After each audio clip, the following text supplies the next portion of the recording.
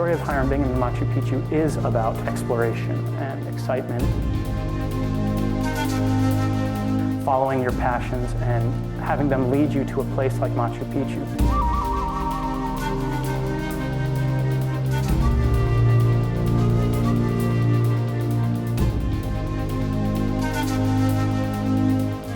Machu Picchu itself was so much more beautiful than anything else he saw.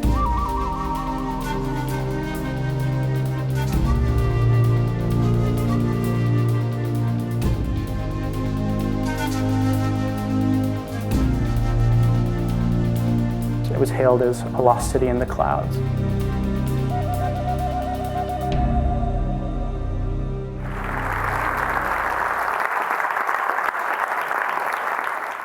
When I was 18, I was heading off to college, and for my birthday, my 18th birthday, my dad gave me a t-shirt. And on the front of the t-shirt was this, Machu Picchu, the site we're here to talk about and celebrate tonight. This is an image from 1911, and I had heard of Machu Picchu before, but I didn't recognize the guy in the back. This was the t-shirt my dad had picked up at the Peabody Museum of Yale, which is where Bingham eventually stored a lot of his artifacts. And this was Hiram Bingham. I'd never seen his image before, but he's striking. I mean, he's very tall, he's 6'4", he's handsome. He wears jodhpurs like the best of them. But I was also a little bit puzzled because Hiram Bingham was not a name that I myself had necessarily registered in the same way that I had Howard Carter or Heinrich Schliemann, the respective archaeologists who were so famous and infamous for digging up King Tut and Troy, respectively. And as I got into college, I eventually came to understand why. It was very exciting to go to Yale University, where Bingham himself studied and where he did a lot of his work later on. And but I regret to say that I did not end up becoming an archaeologist. I had, as many people do their freshman or sophomore year, a crisis of sorts and started doing literature and history instead. But it brought me back to Latin America. And my senior year, as I was getting ready to write a senior essay, my advisor said to me, well, why don't you write on Yale's Indiana Jones? And he had me at that. Hiram Bingham, in a word, was a whirlwind. He was a force of nature. He was smart. He was deeply ambitious. He was a good organizer. He wasn't very good at staying in one place. His career as a historian stumbled along until he realized that that was actually his strength. He was born in 1875 to a family of missionaries in Hawaii. He was an only child. He grew up very lonely, but he had this family legacy of religious leadership. His grandfather had converted the queen of Hawaii, the indigenous queen of Hawaii to Christianity, and his parents' hope was that Hiram would one day go to China and do the same with the emperor or the empress. He went to Phillips Academy in Andover and then on to Yale, where he was able to make a life for himself that was very different from the missionary life that his parents imagined for him. He realized that he was very good at teaching his fellow students. He was extremely poor. They were extremely wealthy. He liked to read books. They liked to get notes from people who liked to read books. And he realized that he could be a teacher. He could be a leader of men in a different way for a new century and carry on the Bingham family tradition of being a leader, but in a way that he felt was more modern and that let him continue to read and have his adventures. However, it was very hard for him to do so because there still was a barrier of both wealth and prestige at Yale that he couldn't quite break through. He had wanted to be tapped for a senior society like Skull and Bones. He actually hoped to be tapped for Skull and Bones and wasn't. And he felt that later on, the fact that he hadn't been part of that upper echelon of an already elite university stopped him from having a satisfying career at Yale as he would have hoped. So he had to go back to Hawaii after he graduated, much like many of us fear and have, in my case, moved back to our parents' house after college. He moved back to Honolulu to be with his parents. However, he had also by then started to think about someone who would change his life and allow him to do many things that he wanted. He'd fallen in love with Alfreda Mitchell. And Alfreda was a kind, warm, and generous person that Bingham had met in his senior year of college. He hadn't quite had the confidence to talk to her, but when he found out that Alfreda's parents' yacht had arrived at Honolulu, he went over and introduced himself. Now, yacht, she was an heiress to the Tiffany diamond fortune. Bingham fell in love with her, but there's also the excitement that comes from new opportunities. And being, well, I'm serious. And mixed up in their relationship was new horizons. And with Alfreda, they got married soon after. They would have 7 sons. They came to live in a very large houses in Cambridge, where Bingham went to the University of Harvard University for his doctorate, and then in New Haven. Now, his decision to study history at Harvard was actually a fairly radical one at the time, because he wasn't doing European history, he wasn't doing US history, he was doing Latin American history. And he believed that he was the first person to ever be hired specifically to teach Latin American history in the US. And it's a little bit like what happened in 1898 with the Spanish-American War, and then with the US taking over the responsibility of, and self-imposed duty of building the Panama Canal, that burden. Bingham believed that the US had a future in the region that would need experts like himself in politics and economics and history to lead. This is a period that some have called imperialism. Others have given it other terms, but Bingham really believed that the US had a role of leadership to play, and that he wanted to be one of the ones guiding the US. After a few years of teaching, he found himself getting anxious at being chained to teaching undergraduates, and he instead decided to embark on a new phase of his life and career as an explorer. His first expedition, he framed in historical terms. He went from Caracas in Venezuela up and over the Andes Mountains to Bogota, the capital of Colombia, and he set it up to retrace the steps of Simón Bolívar, the great hero of South American independence. He was successful enough and liked it enough that he put together a second expedition for himself, and these were small-scale things, him and 1 or 2 other people. For the second expedition, he sailed down the eastern coast of South America and went from Buenos Aires up into Bolivia to Potosí to sort of follow the old Spanish trade routes. He wanted to get a sense of what the old colonial economy looked like from the ground. And this was pretty groundbreaking for the time for a historian to do this. I mean, perhaps he was procrastinating from writing, but he was also seeking out new archives. He was trying to understand history through his feet, which is, I think, a pretty crucial, important part of any historian's training, is being at the place that they're writing about. And from Bolivia, he went down to Santiago. This is in 1908, 1909.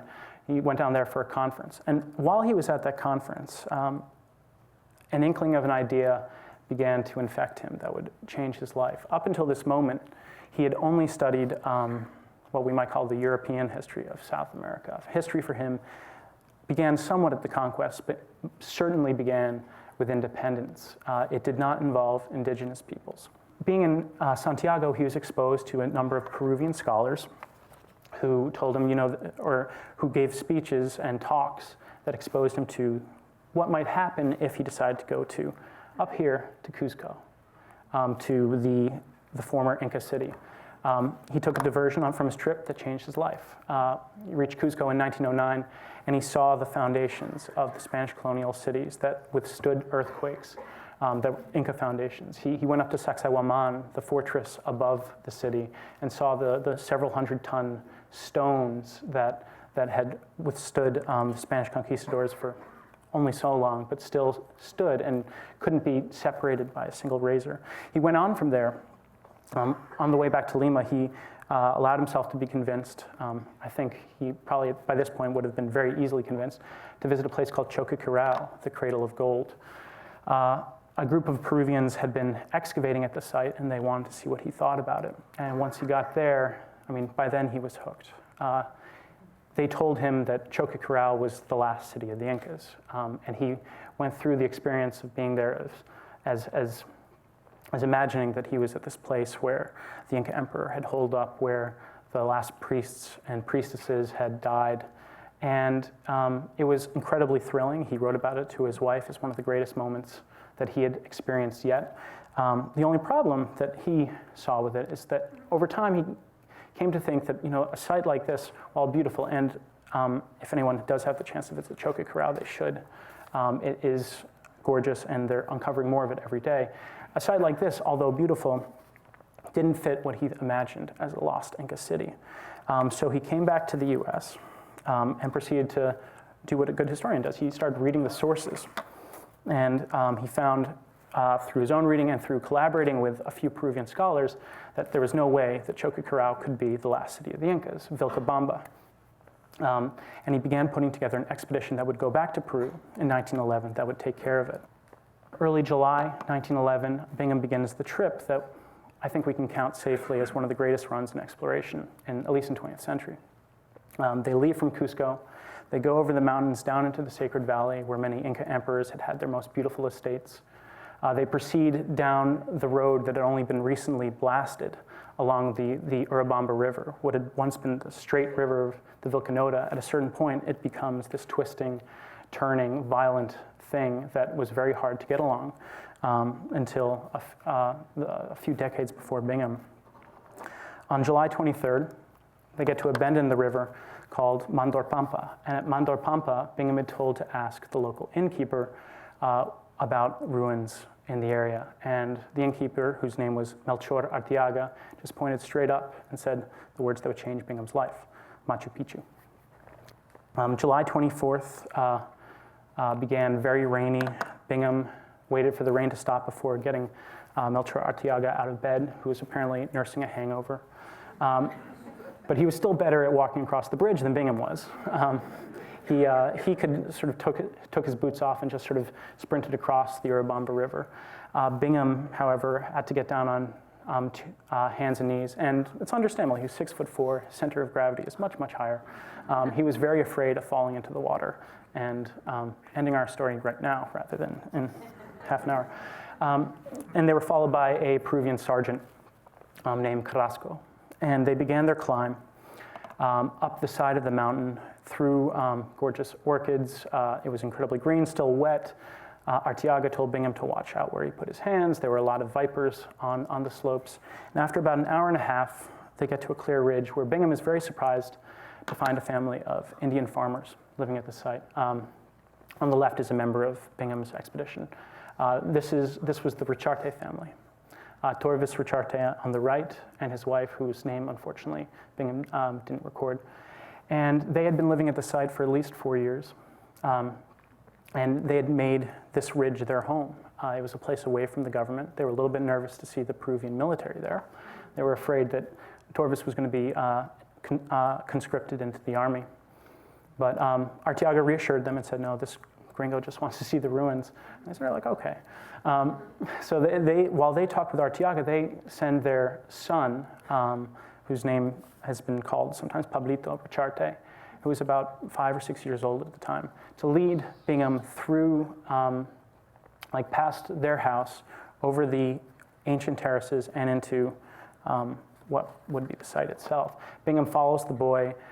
He has a hard time keeping up, but they come around one turn in a terrace, and there it is before him, Machu Picchu. On all things related to the ruins itself, sometimes it's best to defer to his writing on the place.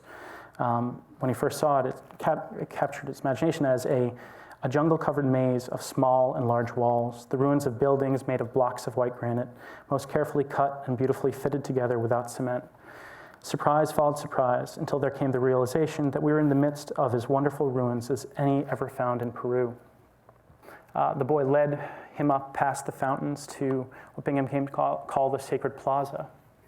There was one temple there with whole, this is a whole rock right here that had been carved and erected on its side, weighing several tons.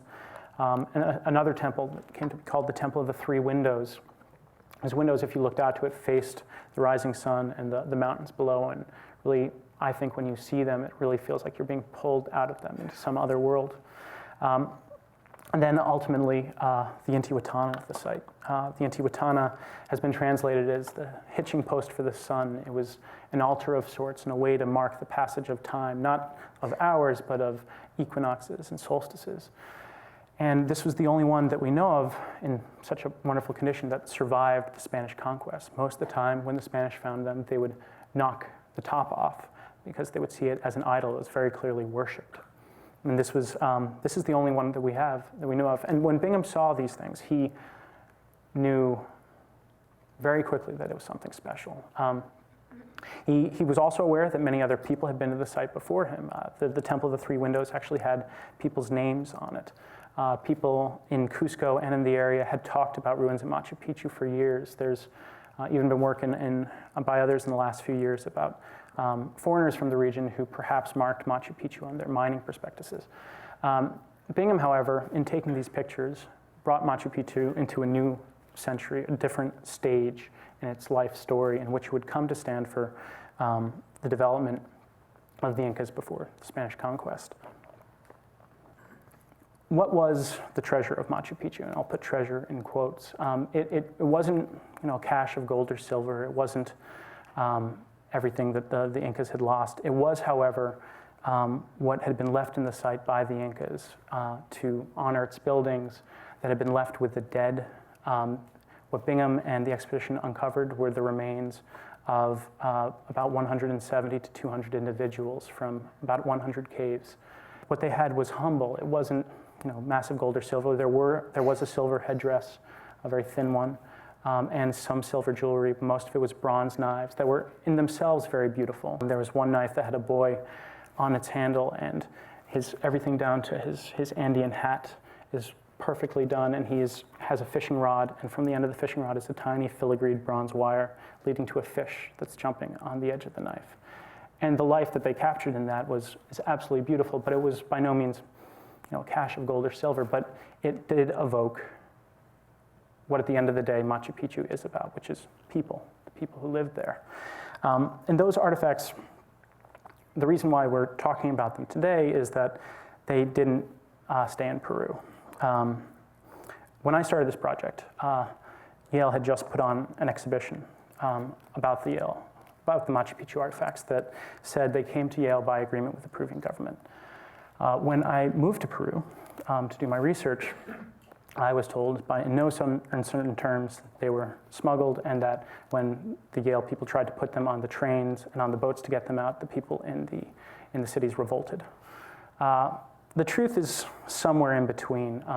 This wasn't looting, by no means was this given in total agreement with the Peruvian government. Instead, this was meant to be a collaboration. It was, however, a collaboration that was, at its time, was unfulfilled.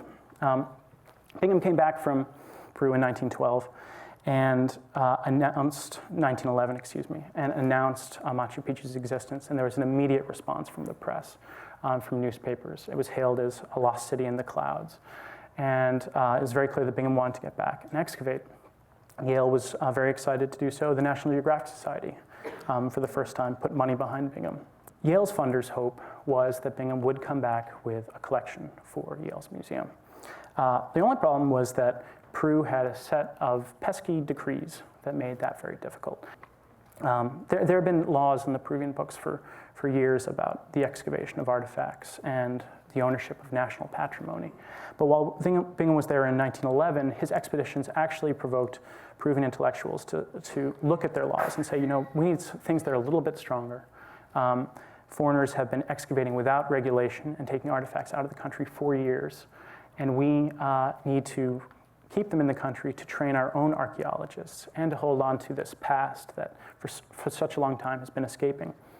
Bingham was aware enough of this change in Peruvian law and this standing sort of norm that this is how Peruvian intellectuals felt, that in 1911, before he went to Peru for the first time to look for the lost cities of the Incas, he actually told the New York Sun that if they found anything in the way of treasure, it would become the property of the Peruvian government. To come back and get Yale a collection, however, they needed to get around these rules.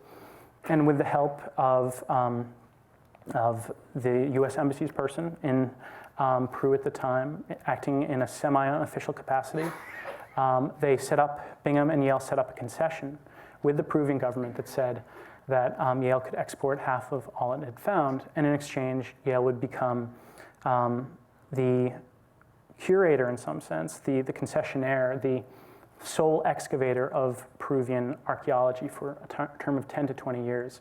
To be clear, it was a lot like a mining contract in how they worked in those days.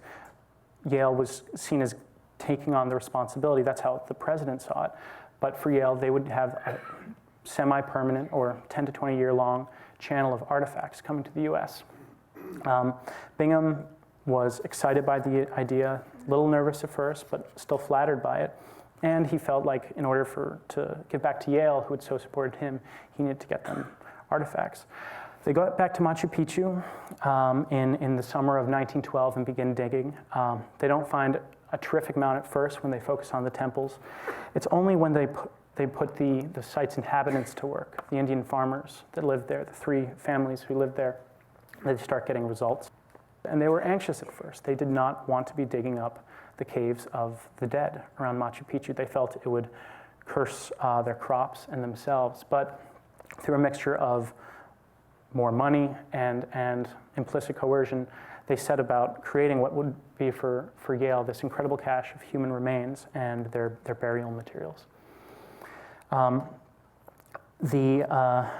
And again, to emphasize, this is what we're talking about. We're talking about the treasure of Machu Picchu. It's people's graves and the knowledge that comes from them, but also the responsibility that comes from them. They cleared the walls of Machu Picchu to sort of reveal like the incredible stonework so that Bingham could take incredible pictures, absolutely incredible pictures, that then filled the 1913 edition of the magazine, which was entirely devoted to the expedition. It was the first time, I think, that happened in National Geographic history.